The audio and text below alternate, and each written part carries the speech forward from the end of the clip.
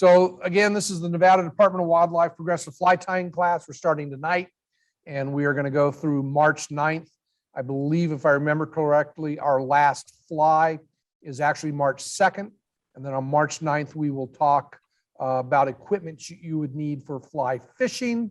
And then we do generally like to have a fly fishing clinic for just the participants of this class sometime in April, maybe early May, depending upon water conditions at that time. So that you'll all be participating in that. Obviously, we're going to talk about flies, and then we're going to talk about hooks. We'll talk about the vise, different types that are out there, tools that you would need, and materials that you need as far as basic materials, maybe to get yourself set up, and how to set yourself up for successful fly tying without actually having an arm and a leg in equipment. So the first month or so, first 5 classes, I believe, are streamers. That's what we're going to start with. These are flies that imitate small bait fish, leeches, other invertebrates a fish eat. They are fairly easy to tie, though there are some that can be quite complicated, especially if you get into like the traditional salmon flies and stuff like that. But they can be very productive in both lakes and rivers. The next, what we'll tie will be nymphs. Most of the invertebrates that trout eat are the larval or nymph stage of aquatic insects. They make up the largest part of a trout's diet, and these are flies that are fished subsurface. So these will be flies that you would fish for the most part in our area in the streams under what's called a strike indicator. That's just a fancy word for bobber. You'll find that fly fishermen like to not use, real terms that don't mean much. They like terms that sound, highfalutin. But most fly fishermen are actually pretty down to earth and willing to help people out there. And then our final group of flies we'll tie at the end are dry flies, and they're exactly what the name says they are. You fish them dry on the surface. They're actually one of the smallest portions of a fish diet. But they are much more fun to fish. As you can see, the trout take the fly. A lot of times this is done when you're sight fishing. You see trout, you cast out in front of it, hope they take it. This also includes flies such as terrestrials, such as grasshoppers, beetles, ants. And so they're the dry flies, and one of the things that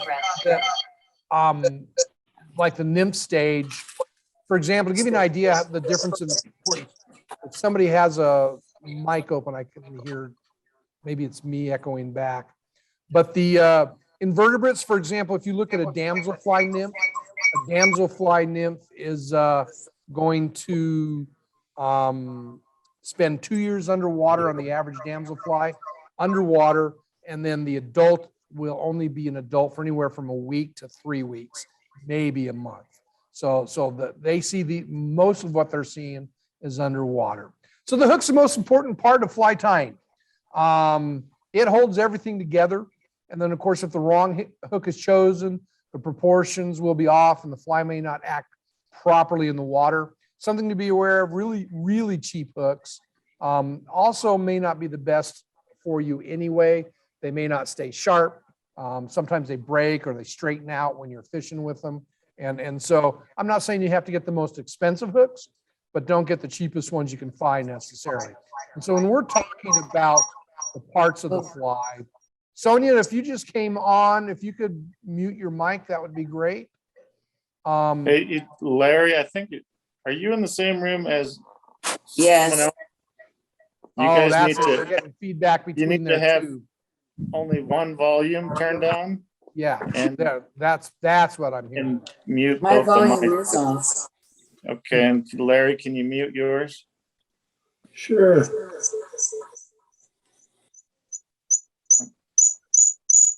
I turned mine off. Sonia's not muted. And where'd Larry? Larry's not muted. Okay. There you go. There, Larry's is muted. It is now. There we go. Okay. So we're going to talk a little bit about the parts of the hook. At the front, you've got the eye. That's where you run your leader or tippet through.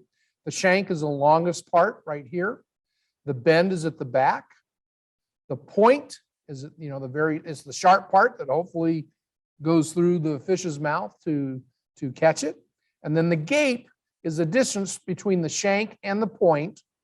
And the size of a hook theoretically is based on the gape, not on the length or anything like that. It's that gape in there. The other thing to remember about these hooks is that you will have different classes of hooks as far as for streamers, nymphs, dry flies. So the streamers are longer, they're a little bit heavier. The nymphs are smaller, but they're a little heavier because you want them to sink. And then the dry flies are thinner and they're made to float a little bit. So when we talk about equipment, the thing that holds the hook is the vise. This picture right here is the basic vise that very similar to what you got in your kit, where you just pull this lever handle closed and that opens up the mouth and you put your hook in it. Other vices, this is basically what's called a AA vise, and it's a cam lever action that allows you to open and close, and then you would set the gap of which you would open or close it using these nuts on the back of it. This is the vise that I use. This is a Griffiths model vise. Production tires don't like it because you've got to turn this knob to close and loosen to let the hook out and tighten it. It's not very fast. I like it. I think it holds the hook very securely. And since I'm not a production tire, it doesn't matter to me. And then this is what is called a rotary vise. And that's one where, if you can rotate this handle around and it turns the part that holds the hook around a central point. And some people will use these to hold they'll actually hold the material still and rotate the vise. Everybody has their own choice of what they like. The one nice thing about this one and this one here, you can turn them upside down if you need to tie on the bottom, which some of our flies we do. Instead of taking the hook out, turning it over, putting it back in, on those you can rotate them. A decent vise is going to start at about $40, and trust me, they go up from there. You don't need to spend $800 or $1,000 on a vise. On average, you can get a good solid vise for right around $100, and even a little under. So we use thread to hold the parts of the fly together, and the bobbin holds the thread. You thread your thread through that tube of the bobbin out the end. And this allows you to really do some fine work with your thread, and it makes it a whole lot easier. If in the early days, they just held the bobbin and thread in their hand. It doesn't work very well. These bobbins make all the difference in the world. A good pair of scissors is a must. It's kind of funny. I like good scissors, but I tend to be hard on scissors. So I found that I buy the $10 scissors that are okay. And about once a year, I just replace them because I'm hard on them and they start to get dull. So some people will buy $40, $50 scissors. They last me 2 or 3 years, but I just found the $10 ones for me work just fine, especially since I'm replacing them. These are called hackle pliers. They're actually going to hold some of the small feathers that we wrap around the hook to tie in some hackle. And so when you're doing a real fine feather, having one of these to hold it can be really good. This is a spring type. This is a teardrop. These right here are a type that is used it's actually the one I have was not made for fly tying. I bought it. It's for hooking up electrical leads. And then we have whip finishers. These are what you finish the fly with. These are both Thompson. This is a Thompson. This is a simple. And then of course the Mattarelli is what I gave out in the kits we have. That's the one we teach is the Mattarelli. It's, in my opinion, the easiest one to use. The Thompson would be the next one I would get. The nice thing about the Thompson, you can do really fine, a little bit finer. You can get in tighter with it than you can with the Mattarelli, but for the most part, the Mattarelli works fine. Here we've got a bodkin, which is got basically a pick at the end for picking out fur, for roughing up the dubbing so that it looks buggy. You also use it to apply head cement to the head. And then these are hair stackers when we deal with like deer hair, elk hair, that kind of stuff. When you want to even the tips up, you put your elk hair or your deer hair in those, bang them on the table real hard a couple times. And then this is the upper part is a tube that comes out. And as you pull it out, then the tips are lined up, sticking out the bottom end. And then some other things. Here's some more bodkins, but these are hackle guards, and you don't need those. I have some. I only use them once in a while, but they are nice to have when you need them. Feathers are the next big thing. This is probably what you spend the most money on. This is a cape. This is off of a rooster. It comes from around this neck area down here. This is the saddle. It's off the back. It's these long feathers here. These feathers from roosters, these are roosters that have been bred specifically for fly tying. Some of these feathers can be a foot long, and you can tie 2 or 3 flies with one of those feathers. And they're very pliable. This is what we would call grizzly. You know, it's the white and black or white and gray barred. They'll dye those, but it also comes in blacks, browns, olives, all different colors. Then you got hen feathers. They're fatter, shorter, a little bit webbier. They're used more for wet flies in some cases. So those are hen feathers. They're a lot less expensive. Body materials. You've got like some wool type dubbing here, and this would be stuff you'd put on your thread. You make a noodle with it. We'll show you how to do that later. Chenille is probably the most common. This is a rayon chenille is what most people use. Basically, it's a pipe cleaner without the metal, the wire in the middle, so it wraps around. It's just got thread through the middle of it. And we use this to make a lot of different bodies. Deer hair is used for some bodies as well as for wings on dry flies. Foam is real popular for a lot of different flies. And you can't just use the craft foam that you buy in a craft store or the kids stuff. That stuff actually will soak up water and cause it to sink. The idea behind foam is it floats. And so you want that. And then this is what we call a crystal or ice or polar chenille. It's basically this stuff up here, only with more of a mylar type material, tinsel that makes it nice and sparkly for you. Then threads, wires, and floss. Threads come in a variety of thicknesses. We will start talking about threads as we get to each stage. This first set of thread we're using is a heavier thread. You can pull a little harder on it. When we get into nymphs and dry flies where they're much smaller, then we will go to a much smaller thread. And if you're not careful, you'll break it, but we start you with the heavy one so you get the feel of it. And they come in a variety of colors. It's not the same thread you use for sewing. It works a little bit differently. And we will talk about, whether you buy wax or unwaxed. Waxed thread is stronger. Unwaxed makes for smaller, tighter knots. Tinsel can often be used for wrap it right around the bear hook for a shiny body under the hook.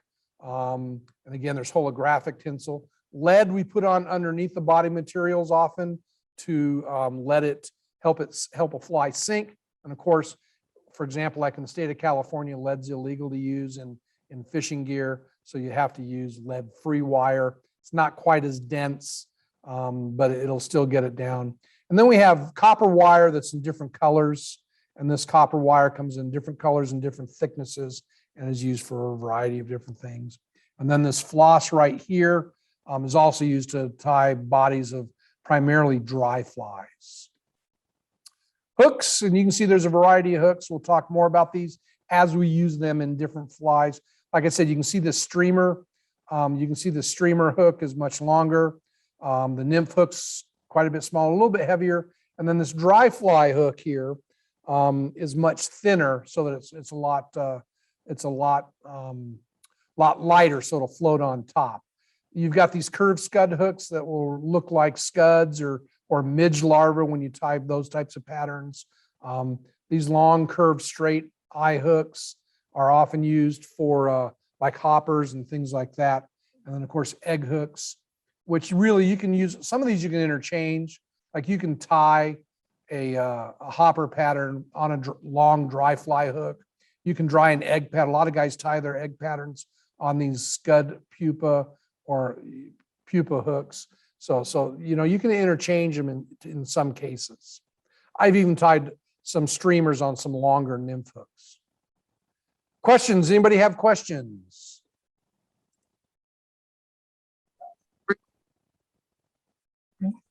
Okay, I can see you. You look like Aspen's mom. I am. No, I'm Aspen. Can you guys hear? Can you guys see me? Yes, we can. Okay, very good. Okay, and if she she hovers her mouse over the top 3 corners of my square, or the top right-hand corner of my square, there'll be a blue box with 3 dots in it. Select that box and you can put, there's a thing that says pin video. If you pin me, I'll stay full screen even if somebody else talks. Okay, so we're going to go ahead and move to some of the basics of actual tying.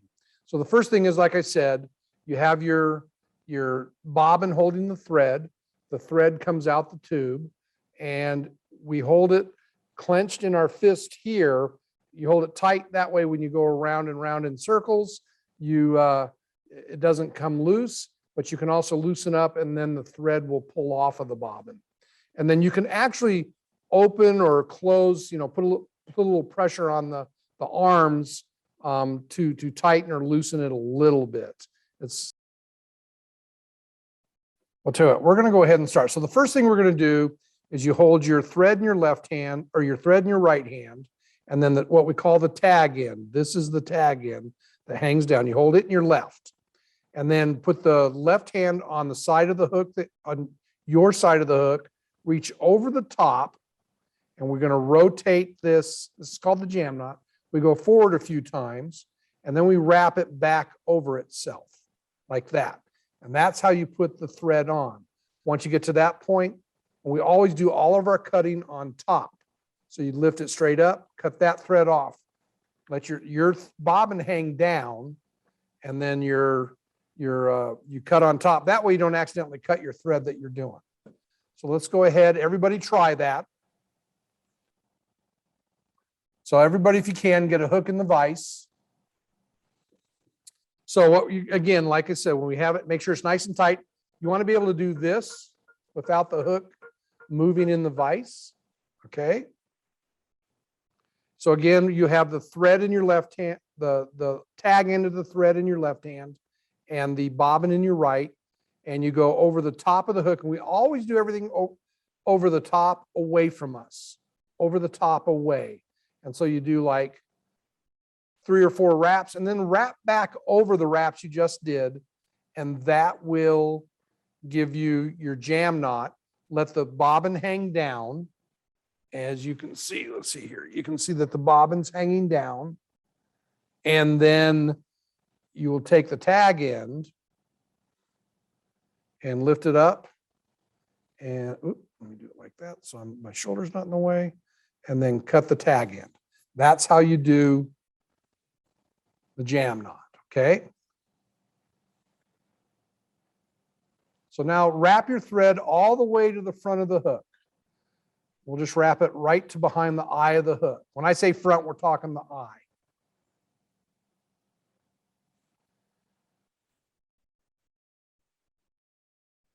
Now you have a tool in your kit that looks like a hollow tube, like this. Some are black, some are brass. This is what we call a half hitch tool. So watch me do this first, and then you don't try and follow me while I do it. Watch me first.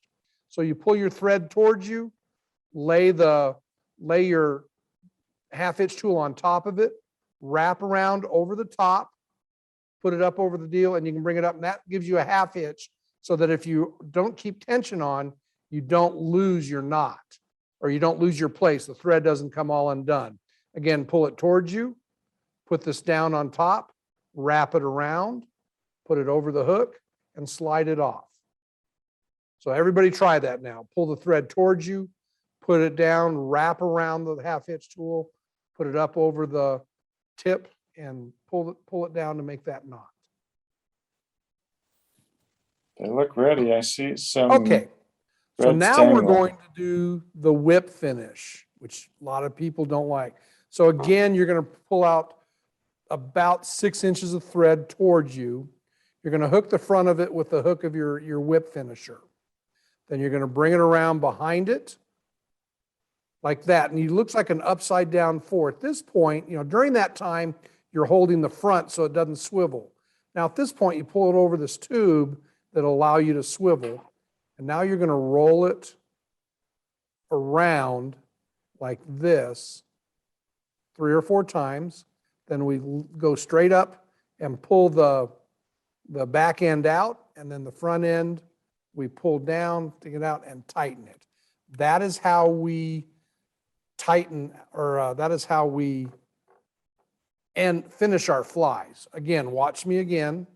We're going to hook the front, wrap it around the back so it looks like we have an upside down 4.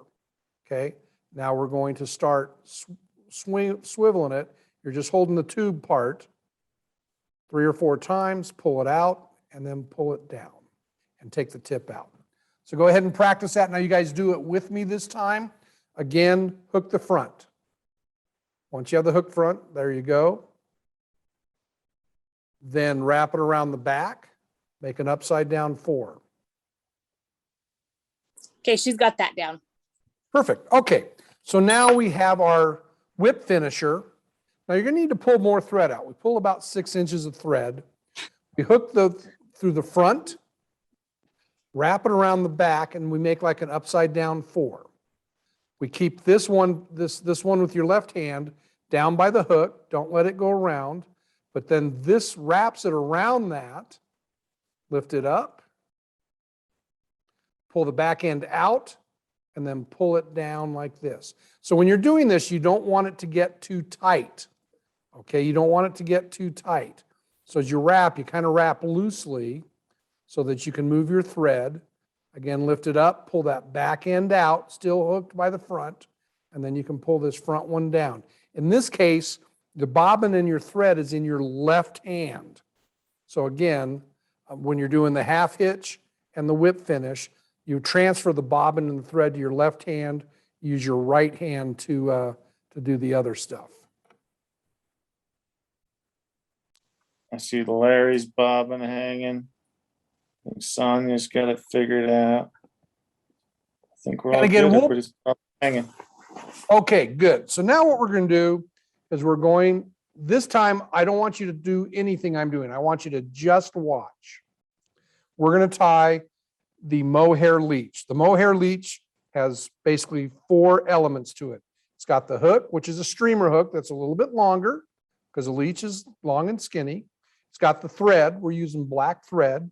It's got this fibrous yarn. It's mohair, and you can see it's got lots of fibers sticking out, okay, which is, gives it a lot of action in the water. And then we're going to use marabou, and this is marabou. It's a real fluffy feather, and this marabou is actually originally came from a marabou stork in Africa, but there are not a whole lot of them, and they figured out that the underdown, the down of a turkey, and remember we eat lots of turkey at Christmas and Thanksgiving, and they're white turkeys.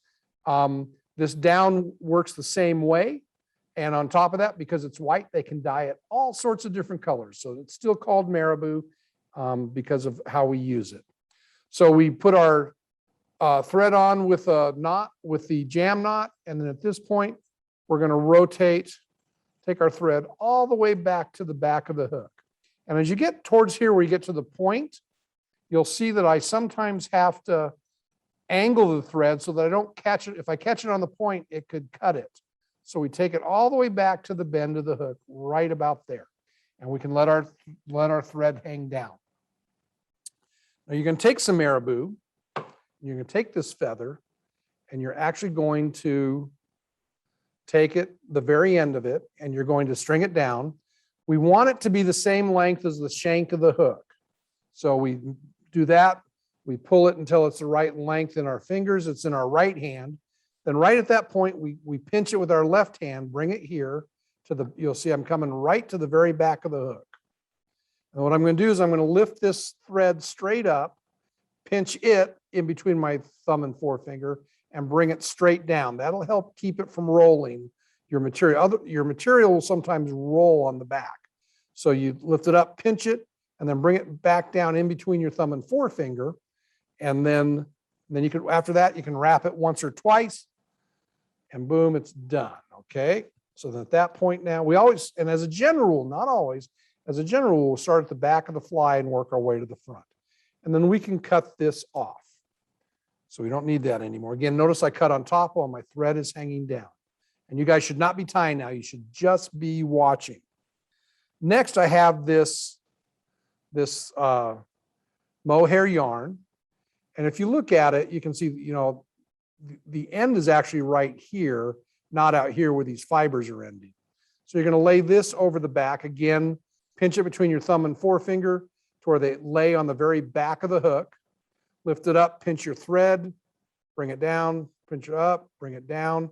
And then we can wrap our thread at this point all the way to about 1/8 of an inch behind the eye of the hook. We don't want to get too close to the eye because you can crowd it and that can cause lots of problems. Now what you're going to do is you're going to take your mohair yarn and you can kind of go up and down like this with your finger to get that nice stringy stuff. Again, up and down to get that nice stringy stuff. Let me go to this camera. You know, I'm going up and down it to get those fibers all to stick out. Okay. And now what I'm going to do is I'm going to wrap it one wrap in front of the other.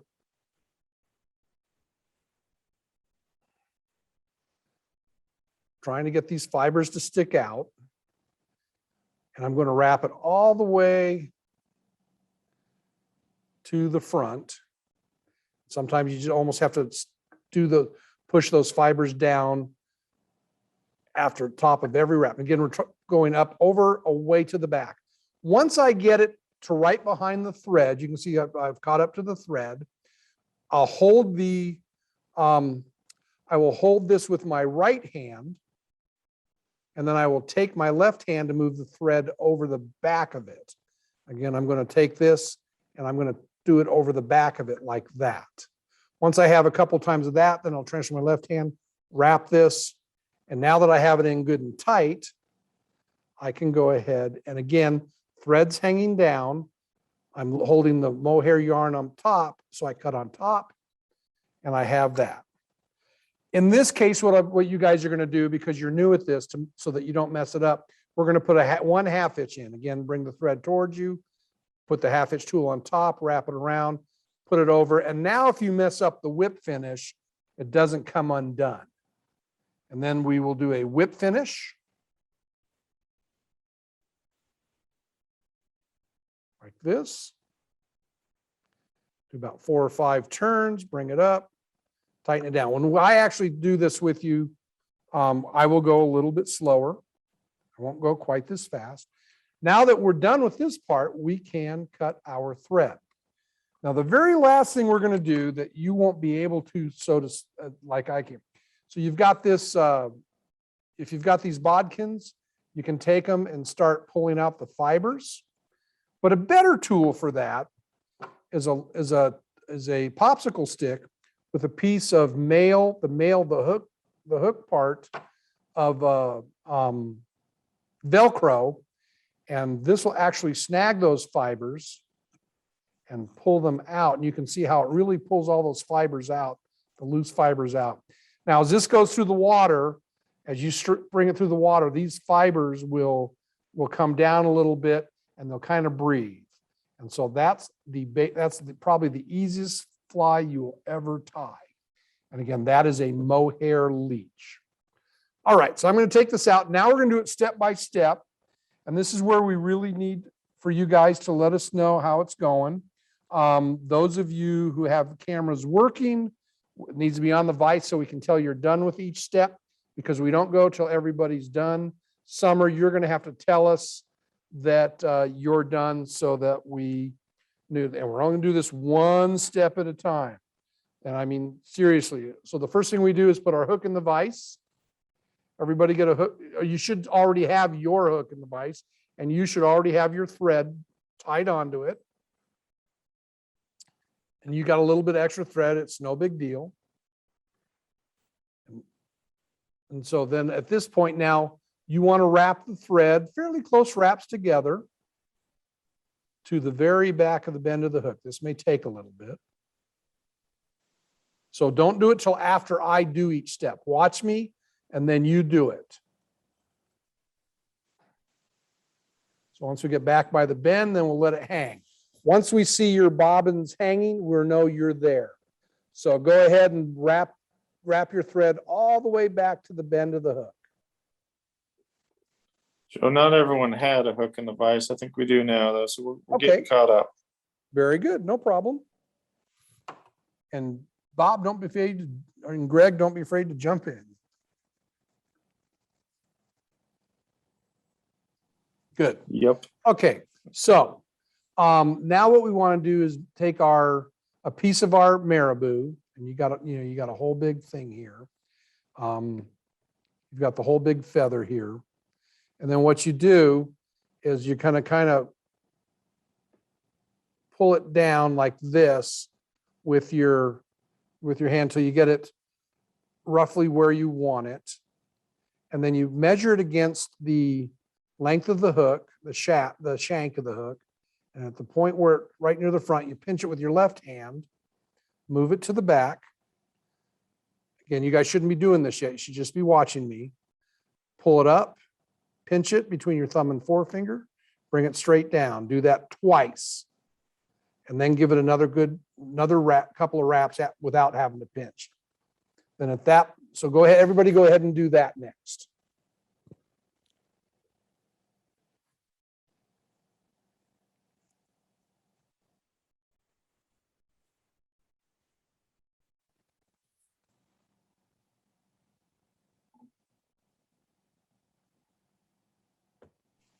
And you want the tail to be about the same length as the shank of the hook. Again, we're always wrapping our thread over the top of the hook away from you, at the bottom of the hook towards you. So we're always going, if you look at it from the eye of the hook, the end of the eye looking straight down the hook, it'd basically be clockwise around the hook from the front of the hook. Okay. Tracy, that tail looks really long. You want it to be about the same length as the hook shank. Who are you talking to? Tracy, Okay. is it? Tracy Is that right? Zumwalt? So it's too long? I think so. I don't have the best view, but is it about the same? It looks about as long as your finger. Yeah, I'm having a heck of a time. On my camera, I'm trying to get the vise in the camera and it's not. I'll Well, that's play with good it before enough. the next class. The big thing is look at mine. When I go to I'll redo how I set it up. Let me do this for you one more time. So what I'm doing is I'm holding it. Do I need this big? So you're using, if you look at the feather, the stem should be pointing towards the front.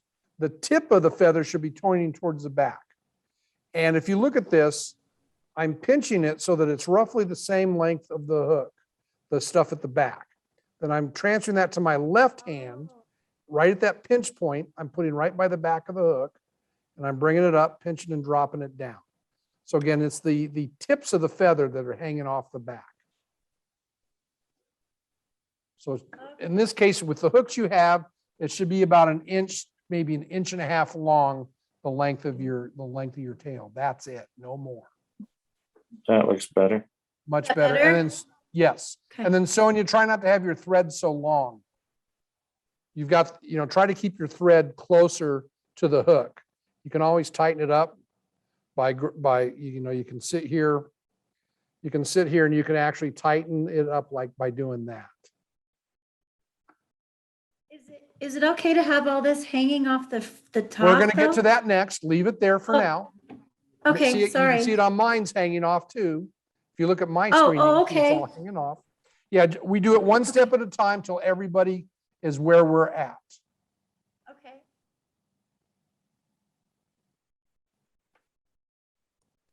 I think we're all there.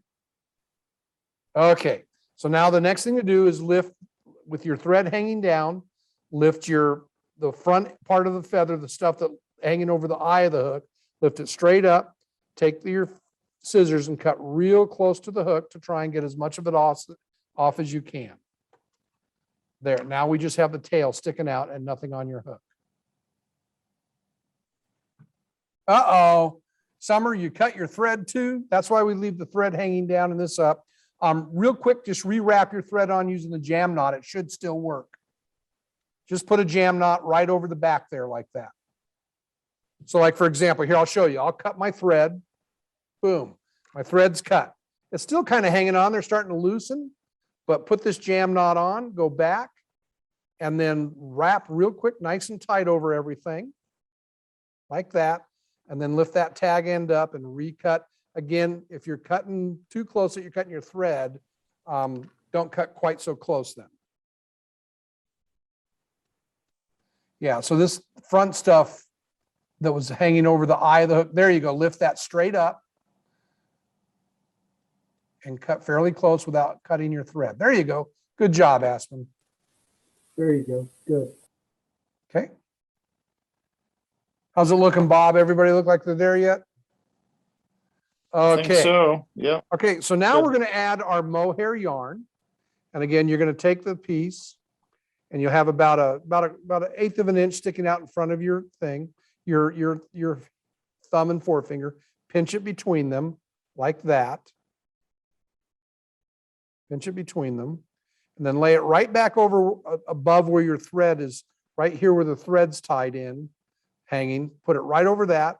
And again, bring it up, pinch it, bring it down, bring it up, pinch it, bring it straight down, and that will go ahead and tie it in nice. Then do a couple of wraps. So everybody get to that point.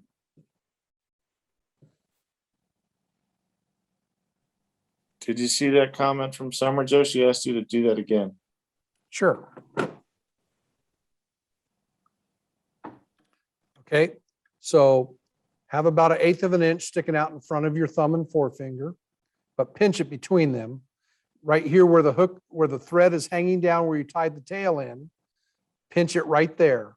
Lift this straight up, pinch, then lift straight down, just like we did with the tail. Up, straight down. And then once you get it there, you can take a nice couple wraps and put it in.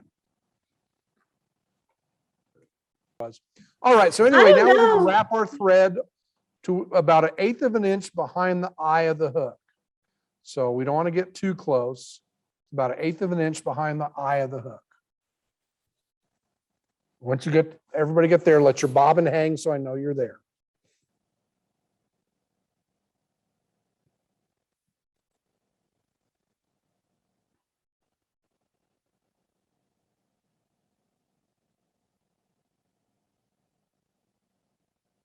So Larry's there, Sonia's there. I think we're all there. Aspen is there. Okay. So now you're going to take your thread, this mohair yarn, and you're going to kind of take your thumb and forefinger and kind of fluff it up a bit. And then you're going to wrap it again away from you over the top. And one wrap right in front of the other. And every so often, pull this hair out. You can actually kind of pull it towards the back. Pull some more towards the back.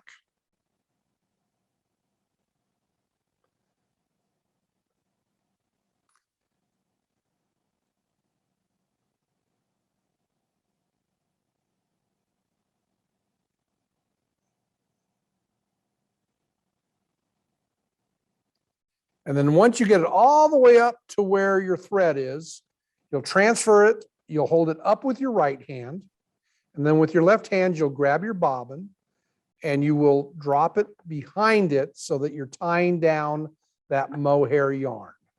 You're tying that yarn down. Once you have that done, transfer the yarn to your left hand. Take your right hand, do a couple, 2 or 3 wraps in front of the mohair yarn. And then with your thread hanging down, cut on top of the hook, not so close that you cut your thread.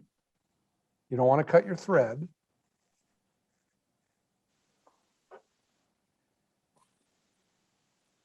When you get to Aspen, on that, the next one, you want to wrap that the other direction. Everything should go over the top and away from you, just like your thread was going over the top away from you. Well, I think we're there. okay, so then you'll pull your thread towards you, take your half hitch tool, lay it on top of the thread, wrap your thread around it, put it over the eye of the hook and pull it nice and tight. So that way when we go to do the whip finish, we don't lose it if we mess up the whip finish. So everybody do a half hitch. Just one is all you need to do.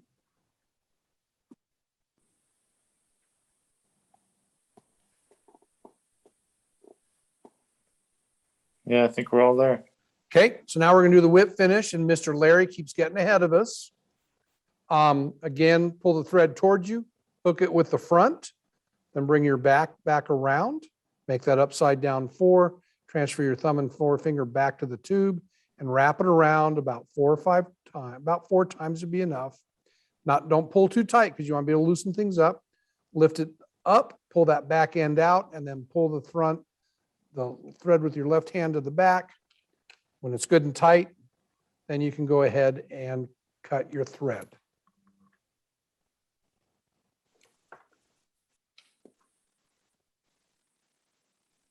Let me know when they're all there, Mr. Bob. We're getting there. Aspen, stop on top right there, on top. And now push the point of the tool up, straight up towards the ceiling and the heel right towards the eye. And that should pop off the heel right about there. But did you wrap it already? Not, no. Okay, well then give it about 3 wraps right there. Forward that way, yeah? No, other way, yeah? Always over the top away from you. 2, try to keep the thread placement going on right up at the eye of the hook right there, yeah? There, and 1 more and stop on top. And now, yeah, that way until it pops off the heel. There you go. That's it. Good one. Excellent. We there, Bob? Yeah, checking everyone else looks like it. Okay, so this is where you can take your bobbin, kind of pull some of that stuff out. Get it a little bit, or down the road, if you want to make one of these handy dandy popsicle sticks with the Velcro stuff, you can pull it out. You can see how well that works on this stuff. Makes it nice and fuzzy. And you're done. Okay, so let's go ahead, loosen your deal, take that out. Let's put another hook in. We're going to do this again.